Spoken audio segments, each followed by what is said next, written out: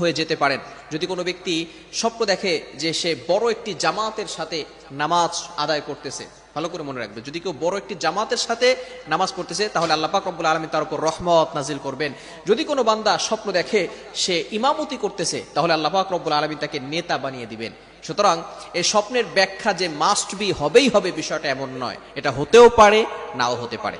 আবার অনেক সময় কেউ স্বপ্ন দেখে সে বিয়ে করতেছে, যদি কেউ স্বপ্ন দেখে বিয়ে করছে তাহলে আল্লাহ পাক রব্বুল আলামিন তাকে সম্পদশালী বানিয়ে দিবেন। সুতরাং এই স্বপ্ন আল্লাহ তাআলার পক্ষ থেকেও আসে, শয়তানের পক্ষ থেকেও আসে। যদি আপনি খারাপ স্বপ্ন দেখেন তাহলে খারাপ স্বপ্ন থেকে বাঁচার জন্য আপনি আল্লাহ তাআলার কাছে দোয়া করবেন। আপনি যখনই স্বপ্ন দেখবেন ঘুম থেকে উঠে আপনি আউযুবিল্লাহি মিনাশ শাইতানির রাজিম পড়বেন এবং বাম দিকে 2-3 বার থুতু নিক্ষেপ করবেন এবং আপনি ওযু করে 2 রাকাত নামাজ পড়বেন। তাহলে স্বপ্নের যে খারাপ প্রভাবটা আছে এটা আপনার উপর পড়বে না। আল্লাহ তাআলা আমাদের সকলকে এগুলো বুঝে আমল করা তৌফিক দান করেন। সকলে বলেন আমিন।